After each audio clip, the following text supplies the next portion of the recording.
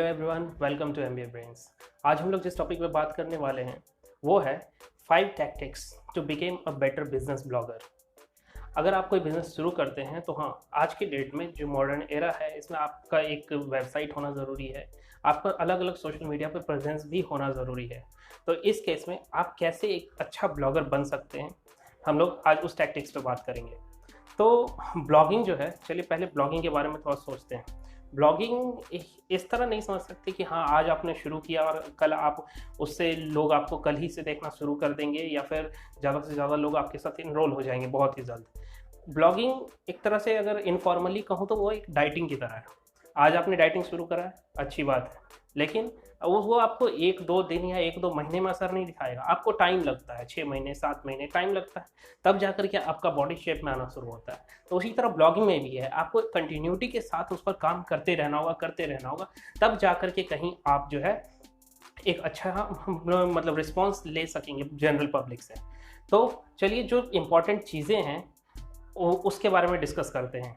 Video शुरू करने से पहले आप प्लीज़ हमारे चैनल को सब्सक्राइब कर लें और ज़्यादा से ज़्यादा इसको लोगों तक पहुंचाएं, शेयर करें, ताकि सब लोग इस कंटेंट से फ़ायदा उठा सकें। तो चलिए शुरू करते हैं। हमारा जो पहला पॉइंट है वो है लर्न अ क्राफ्ट। जब भी आप ब्लॉगिंग करना शुरू करते हैं, जो सबसे मेन चीज़ है वो ये है कि आप ये समझें कि आपका जो कंटेंट होगा वो अप टू द मार्क होना चाहिए। आपका राइटिंग स्टाइल अच्छा होना चाहिए, किस तरह के वर्ड्स यूज़ करने हैं, कहाँ यूज़ करने हैं, आपका जो फॉर्मेट है वो कम्प्लीटली डिफाइंड होना चाहिए, आपका बैकग्राउंड सही होना चाहिए। इन सारी चीज़ों को ध्यान में रखने के बाद आप उसके बाद ये देखें कि वो जो टाइटल वगैरह है वो सब भी एकदम फुल्ली ऑर्गेनाइज्ड होना चाहिए, इमेजेस लगे होने चाहिए। ये सारी चीज़ें जो बेसिक एसईओ होता है, ऑन पेज एसईओ जिसको बोलते हैं एक कंटेंट लिखने के दौरान, ये आपको करने पूरी तरह से आना चाहिए। क्योंकि ब्लॉगिंग और सिंपल राइटिंग दोनों में आर्ट है, अलग अलग डिफरेंस है एक्चुअली।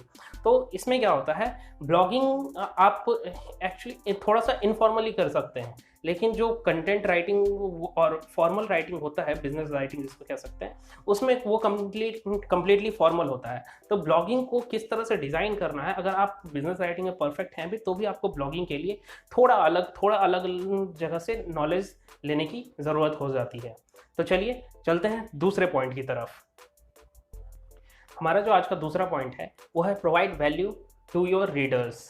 इंटरनेट पे आज के डेट में इतने ज़्यादा इन्फॉर्मेशन मौजूद हैं कि मतलब आप तक कोई क्यों ही आएगा। अगर आप ब्लॉगिंग नया शुरू करते हैं तो आप ये सोचेंगे कि आप तक लोग क्यों ही आएंगे, जबकि आप जिस कंटेंट पे बोल रहे हैं या लिख रहे हैं उसी कंटेंट पे 100 और जगह तो कंटेंट मौजूद ही है, 100 अगर आर्टिकल्स मौजूद हैं, लाखों वीडियोस मौजूद हैं, तो आपके पास क्यों आएंगे। तो इस सवाल का जवाब है कि आपको बाकियों से कंपटीशन करके उनसे बेटर कंटेंट लोगों को सप्लाई करना होगा। अगर आपका कंटेंट में दम नहीं होगा तो मे बी 1-2 बार अगर कोई आ भी जाता है तो वो आपके पास दोबारा नहीं आएगा। कंटेंट अगर आप अच्छा देते हैं तो आपका जो है एक पॉजिटिव इमेज क्रिएट होगा मार्केट में, जिसका फ़ायदा आपको लॉन्ग टर्म में मिलेगा। हमारा जो अगला पॉइंट है वो है हेडलाइंस। हेडलाइंस के बारे में अगर बात करें तो कह सकते हैं कि जो 80% मीन्स अगर आपके पास 1 रुपया है तो आप अगर जब एक हेडलाइन लिखते हैं ना ब्लॉगिंग में, तो ये समझ लीजिए कि आपने उसमें से 80 पैसे खर्च कर दिए।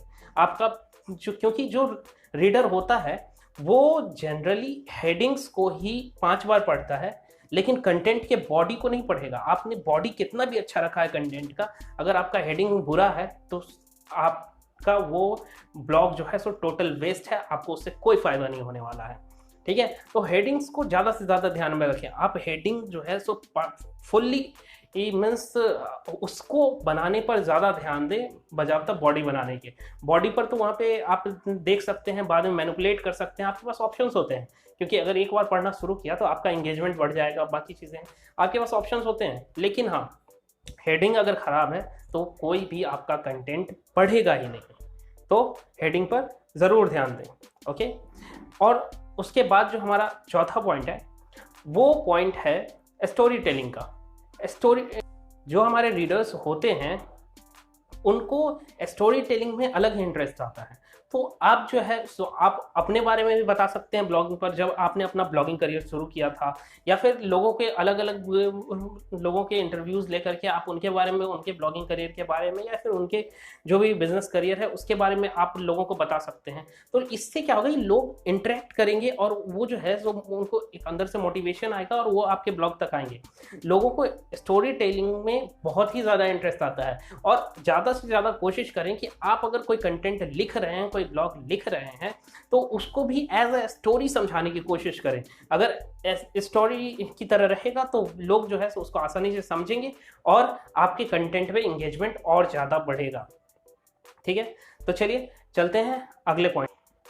हमारा जो अगला पॉइंट है वो ये है कि आप जो है सो इस तरह से अपने ब्लॉग को डिज़ाइन करें कि जो आपके रीडर्स हैं उनको ये चीज़ क्लियर हो कि आप उनसे करवाना क्या चाहते हैं। जैसे अगर आप चाहते हैं कि वो एफिलिएट लिंक्स पर क्लिक करें, तो आप इस तरह से डिज़ाइन करें, साइकोलॉजिकली उसको इस तरह से डिज़ाइन करें कि लोग जो है सो ये समझ जाए कि हाँ आप चाह रहे हैं कि वो आप एफिलिएट लिंक पर, मतलब उनको एफिलिएट लिंक पर क्लिक करना है। ओके, तो अगर आप लास्ट में चाह रहे हैं कि लोग अपना कॉन्टैक्ट फॉर्म फिल करें, ज़्यादा से ज़्यादा सब्सक्रिप्शन लें आपके ईमेल का, तो आपको लोगों को ये बताना होगा। ओके, साइकोलॉजिकली बताएं, बिना बोले।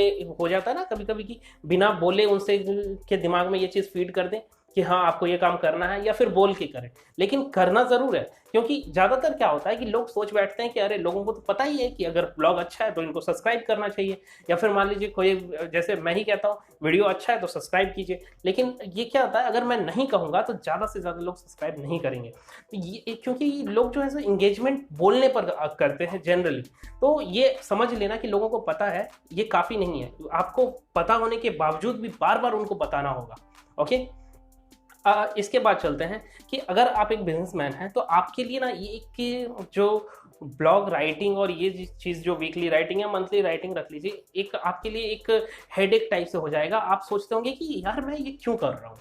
ओके, तो इस चीज़ को दूर करने के लिए आप जो है सो मेन थिंग ये है कि आप इसको बिजनेस से तो आज के डेट में दूर नहीं कर सकते। अगर आपका एक अच्छा बिजनेस है तो आपको ऑनलाइन प्रेजेंस रखना ही होगा।